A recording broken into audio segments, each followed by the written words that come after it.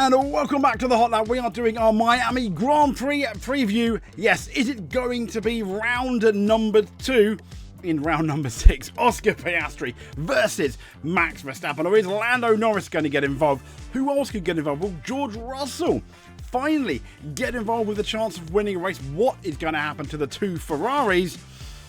And what can Tsunoda do? Also, rumours that Liam Lawson could be gone by the summer. I mean, Red Bull, they're just savage.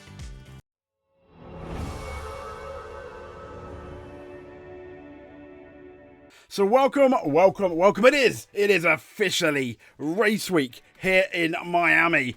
And, well, we're quite excited. So, on the this time last year, at Miami even, Lando Norris got his first victory, McLaren's first victory since 2021. We'll get into that in a sec.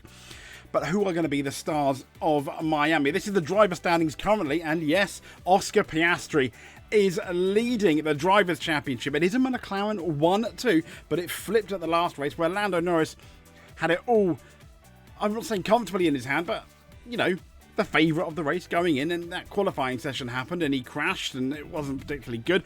Max Verstappen still fighting the good fight, keeping his championship hopes alive, as is, to be fair, George Russell in 4th, Charles Leclerc 5th, Kimi Antonelli 6th. Disappointment, really, for Lewis Hamilton in 7th. I think it's not quite disaster yet, but I think people are spelling the DIS most certainly in the headlines. 8th is Albon, 9th is Ocon, 10th is Lance Stroll. That is your top 10. Oscar Piastri's results. This is how amazing this guy has done since the beginning of the season. Australian Grand Prix P9, yeah, could have been a P2 or P1, some there. Chinese Sprint Race P2, Chinese Grand Prix P1, Japanese Grand Prix P3, Bahrain Grand Prix P1, Saudi Arabian Grand Prix P1. He has now got as many wins as Lando Norris has at McLaren, although he's been there less time. Yes, granted, the McLaren wasn't really a winning car. Well, it was in 2021, but until 2024. But still, interesting stat. Now, longest active point streaks in F1. Once again, we are talking Oscar Piastri. George Russell is 15, Lando Norris is 18, Oscar Piastri is 23, Max Verstappen is 26. We're only 3 races away from Oscar Piastri taking one of the many statistic crowns that Max Verstappen has got. Will he do it? I don't know. We're going to find out. Also, as we mentioned, Miami, as Lando Norris said, is my 1-year anniversary of my first win in F1. I would love to do it back-to-back. I think a lot of Lando fans absolutely would love him to do it back-to-back. Will he do it back-to-back? That's the big thing. And it's become an even bigger question mark now than it was at the last race or the race before that. Lando, remember, he has won a race. He won Australia. He won it very well. But I can't help but feeling it seems like it seems like it's a long time ago. There we go. If that makes any sense, it definitely seems like it's definitely been a long time ago in relation to that. So anyway, I digress. Let's carry on, shall we? So this is points scored after 5 races, which I think is interesting. In 2024, it was Red Bull leading on 195 points. Ultimately, we knew McLaren would win that title. Ferrari on 151, McLaren on 96, Mercedes on 52. Let's skip forward here. It's McLaren on 188, Mercedes on 111, Red Bull only on 89, over 100 points less. Ferrari on 78, yeah, significantly less as well. But then when we look at Williams, they scored 0 points this time last year. And Williams now have scored 25. It's absolutely amazing. Haas on 20 points where they had 0 points. I mean, everyone has scored points. But the people in the red, Aston Martin, they were on 40. They're now on 10. Racing Bulls were on, 27. I don't know why in the red. They're now on 8, but they're further down in that championship. Sauber and Alpine both on 6. They scored fairly well. I think that's quite interesting. So this is the Pirelli Preview. So the compounds we're having, if you would like to know, C3, C4, C5. And in terms of traction, they've given it a 3 out of 5. Asphalt grip, 4 out of 5. Abrasion, only a 2. Good tyre wear, potentially. Track evolution is a 5, because it's a street circuit. Tyre stress, a 3. Braking, a 3. Lateral, a 3. And downforce, a 3. And you even got their nice little pit-side tyres there. And yes, Autosport is reporting, we'll get into the weather in a second, there is a 40% chance of thunderstorms, which potentially is going to make this guy quite happy. Very good in the way, as is Lewis Hamilton. Normally, He was okay at Australia. He didn't set the world alight. We're going to have to see Lando, to be fair, Lando Norris, George Russell, and Oscar Piastri weren't too bad in the wet. And significantly, Lando Norris and George Russell are also very good in the wet. Do not underestimate either of them. Let's be fair, George probably should have won Canada. Didn't. Oh well. Lando Norris probably should have won Canada. Didn't. Oh well. And it was the 2024, at least, Rainmeister, Max Verstappen that won Canada, if you remember that race. Quite far back now. But let's get into it. So, we have this Friday, the 2nd of May. It's sunny. So that's good. Qualifying. You've only got one practice round because it is a sprint race. Then Saturday, thunderstorms.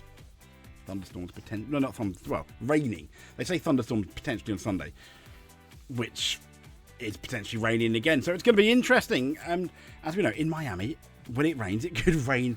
Let's be honest, it could rain fairly significantly. Now, before we look at the track on our little go about, this is it. It has 3 DRS zones, the start-finish straight, obviously.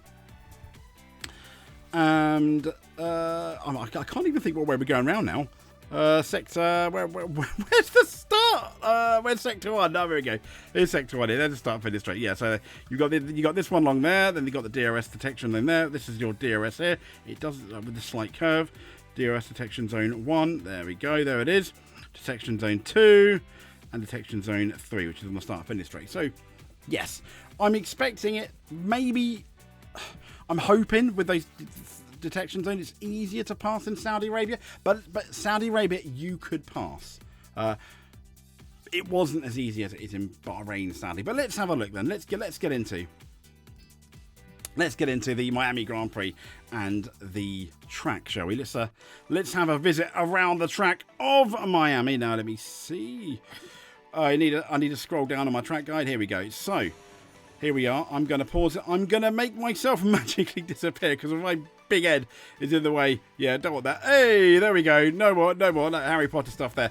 So, as we're coming in now, this is the last sector. You really, really want a really, a half decent, kind of like a half decent look coming in. Put on that DRS. The start-finish straight is anything but straight, to be honest. Into then that first sector, which is kind of like you can pass, wishy-washy. Into then, you got a really long turn 3 into turn 4, and it's just medium speed corners, as you can see. Not really setting the world alight. We do have that one corner where all the boats are, which I think I think that's coming up to it now, although we can't see. And then we're on the power again for the next essentially DRS. Is this the next DRS zone? Shows you how much I've actually raced on this track, which is why I've had to put this down. But it's kind of like a medium speed street circuit as we're coming now, I believe, at the end of sector 2 into, I think, the worst part of the lap. As Martin Brundle said, Mickey Mouse corners supreme. This reminds you of the Madrid ring here. There we go. This is the worst chicane. This is where Max Verstappen came undone last year by hitting that bollard, allowing Lando to get that first win. And again, the last DRS and a long straight here, alongside the runway road on the left. But yeah, it's a lot of people have criticised this track, and if I'm honest, I probably don't really blame them. Because it's not great. To look at the fact that we're in Miami is nice. The fact that we're in Miami is better, for example, than the track itself. Sadly, but I don't know. I'm just not happy with it. I'm just not a massive fan. Even racing it on F1 2024, I'm not a fan. Are you guys fans? I guess comment below, let us know.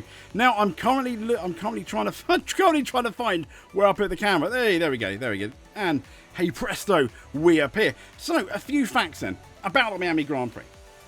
Its length is 5.412 kilometres. It's a race length of 308.326 kilometres, 57 laps. As you've probably seen, 16 turns. It opened in 2022. It's held 3 races there. Track record, Max Verstappen on a 126.814. Lap record, again, Max Verstappen, both in 2023 on a 129.708. So it joined the Formula 1 calendar in 2022. As we know, it's pretty much quite a new circuit. Verstappen's victory in both of the first races at Miami International Autodrome and also won the sprint over the 2024 weekend. But it was obviously Lando Norris that got the victory last year. We're never going to forget that, are we? No, we are never going to forget that. The average winning the average winning margin from the 2 races held at Miami International is 5.594 seconds. So we expect a close race. Max Verstappen and Charles Leclerc are the only drivers to record multiple podium finishes on the grid, which is interesting. And Red Bull are obviously the most successful team. 3 nations have multiple podiums. You've got the Netherlands with the most top 3 finishes, thanks to Max Verstappen. Monaco and Spain are tied for second on the list apiece. Mexico and Britain, Sergio Perez, Lando Norris are the other nations. So yeah, I mean, for me, that's kind of like about it. If I'm honest, I'm going to stop that. I've no idea what that thing is there in the background. There is it? Okay, it's like, I think it's the sun reflecting. Anyway, let's stop this, shall we? Then to talk about the drivers, shall we? Let's talk about. Oh yeah, that is a bit of sun reflecting there. There's not much I can do about that, sadly. Can we do anything about the sun? No, not really. So let's talk about the drivers, shall we? Let's talk about the drivers. That is really annoying, isn't it? Can we do anything about it? Probably not. No, we are absolutely. A minute, maybe I can do that. Can we hide it? This is like technical stuff, people. There we go. Hey, can we do it? No, we can't. Okay. So, no. Right. Moving on. Moving on. Let's then talk about the drivers, shall we? Look, that's so annoying. I'm going to have to get rid of that. How are we going to get rid of this? Because it's just like literally in the background. Oh my god, it's on my face. Look at it. It's just so sunny. It's just so sunny here. Right, there. Can we? No, it's not happening. It's not happening. Wait there. Let's just. There you go. Hey! Somehow, someway. Okay. Sadly, I'm gonna have to edit this out. We're gonna have to edit this out. Okay. So let's talk the drive. Let's talk the drivers, shall we? And who's under the most pressure? Who do we think is going to do well in Miami? Well, first of all, let's talk about these guys here. Yes, the worst car. I mean, what more can you do if you're either Nico Hülkenberg or Bortoleto? Points are going to be absolutely great. Anything other than the last 2 rows are going to be great. Getting out of Q1 is going to be great for either of these. Now, also talk with Ocon. I mean, the Haas seems to be really consistent, but Behrman is doing really, really well. I'm not saying Ocon's struggling. But Ollie Behrman, I think, is starting to show him up a tiny bit, if I'm honest. And the majority of people seem really, really impressed with the man that is Ollie Behrman, but fingers crossed. I guess we're just going to have to see, aren't we? So from Ollie Behrman to Jack Doohan, who now the rumours of his drive being gone or under extreme pressure are slowly sliding away. So hopefully we can see a more confident Jack Doohan in Miami. I still think though his teammate Mr. Gasly is gonna beat him. I mean he's a talented lad, isn't he, Pierre Gasly? So moving on from that, we have Liam Lawson. Now we mentioned him at the beginning of the video as a guy that's potentially under a bit of pressure, which he is in the V-Carb. I think that's really unfair. I think they should give him the whole season. They gave Perez, let's be fair, 2 seasons before they really, potentially should have got rid of him. So I don't think he's going to be gone by the summer season unless he's really, really shockingly bad, which he is not. He has been fair. He's been solid. He's out-qualified Hadjar at one point as well, even though I think Red Bull didn't realise what a talent Hadjar actually is. And this is the thing. You don't know sometimes how good a driver is until they get to Formula 1. And boy, is Hadjar very, very good. A lot better than I think a lot of people gave him credit for. I expect him to do better in Miami than Liam Lawson based on what we've seen so far. I wouldn't be amazingly surprised though if it was the other way around. So next up, Aston Martin. You can make a case for them having the second or third worst car. And Fernando Alonso must be almost pulling his hair out and thinking, I'm just going to lay in a grave, an Aston Martin grave, until 2026 when Adrian Newey comes out, because I don't think he's enjoying driving this car, nor is this guy here, Lance Stroll, but it's Lance Stroll, so let's move on. So next up, we've got Alexander Albon. Sainz has now found the confidence in the Williams, so I think we're going to have a ding-dong battle all the way now between Alexander Albon and Carlos Sainz. It's going to be really interesting. Now, how evenly matched are they going to be? I can't wait. And I think, when we talk about our summer break kind of half term, it's going to be really interesting. At the moment, I still wouldn't want to know which one is going to do better. Williams, though, potentially could get into Q3 and the bottom echelons of those points, especially with a lucky safety car. As we know, it is a street circuit. Anything can happen in relation to that. So next up, we've got Kimi Antonelli. Yes, also one of the, a really, really good rookie. Hasn't quite matched up to George Russell.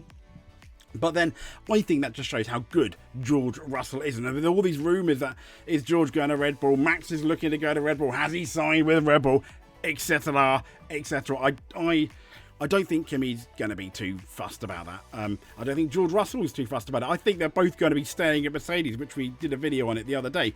And this guy here, he is one of the MVPs of the year so far. He's got the absolute maximum, as we mentioned earlier, out of that Mercedes.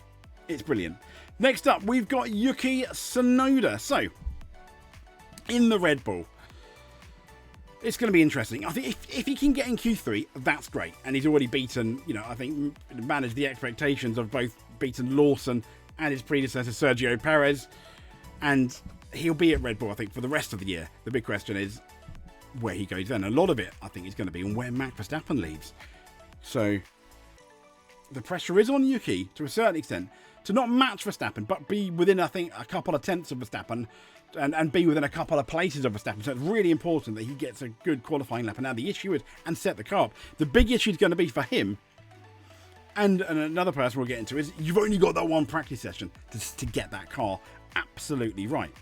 Now, speaking of Verstappen, again, Red Bull have struggled sometimes in the practice session, then suddenly made magic overnight and got that car sorted.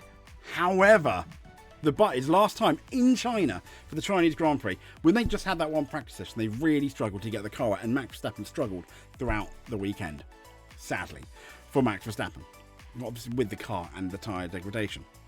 And the same's going to be said for this guy here. I mean, he's not very confident in the car. Just having that one practice session could potentially be an issue, just like Max Verstappen, but for different reasons. For Lewis Hamilton, who's just not happy with the car. Do we look at him then getting or using Charles Leclerc's setup, for example? I don't know. But it's going to be fascinating, that first session, because it is a must-watch session, because it's the only practice session. And then we've got to jump straight into qualifying. Yes, you can change your car from the sprint race, to the race but the thing is, you can't practice the changes. I can't help but feel a half an hour practice session, for example, on Saturday morning would be lovely. After the sprint race somehow, but no. They're not going to do it, are they? So, Charles Leclerc, I wouldn't say, not dominating Hamilton, but certainly doing a lot better than Hamilton. I think he's getting the most out of the Ferrari at the moment, and he had a fairly solid race at Saudi Arabia. We know he's a qualifying king. Could he? If Ferrari are in the window, could he get on that front row? Could he even get pole? Possible. Hamilton, I'm not so sure. But I think once again, we go into the weekend for Miami with McLaren again, the team to beat. But is it going to be Lando Norris, or is it going to be Oscar Piastri as the driver to beat? Well, Oscar Piastri is on an absolute high. Having said that, I can't help but feel that the 2 weeks, the 2 weeks that we've had, the 2 week break, has done Lando Norris, I think, a world of good. Hopefully he can reset, come back. It wouldn't surprise me if he takes pole and or wins the race. In fact, that's exactly what he needs to do. Now he's lost the lead of the championship, he needs to make a statement and beat Piastri. I think he can, but the problem is, does Lando think he can? And therein, in my opinion, lies the absolute big issue. Does Lando Norris think That's the thing. Does Lando Norris think he can win the Grand Prix? That, sadly, is the big if, isn't it? So that's pretty much us. Oh, well, not season preview. That's pretty much our Miami Grand Prix preview with trying to block the sun out as well. Sorry about that. If you ended up seeing it, maybe I've edited it out by now. But anyway, yeah, I'm really looking forward to this weekend. There's many questions to be asked going into the Miami Grand Prix. I mean, what can Lando do against Oscar Piastri now he has lost that World Championship? Can Red Bull still be competitive? Can Tsunoda continue on the improvement? Will Liam Lawson crack under all this inevitable media pressure now about him losing the seat? And talking about pressure, Lewis Hamilton, he's just got that one practice session to get that car right. Can George Russell improve just by a few tenths to potentially challenge for a race victory? All these questions are going to be answered, hopefully, in the Miami Grand Prix. Fingers crossed. If you made it to the end, though, that's more than enough for us. But if you want to do a little bit more, hit that subscribe button. That'll be absolutely amazing. But until then, we will speak to you soon. Thanks for watching. But above all else, stay safe.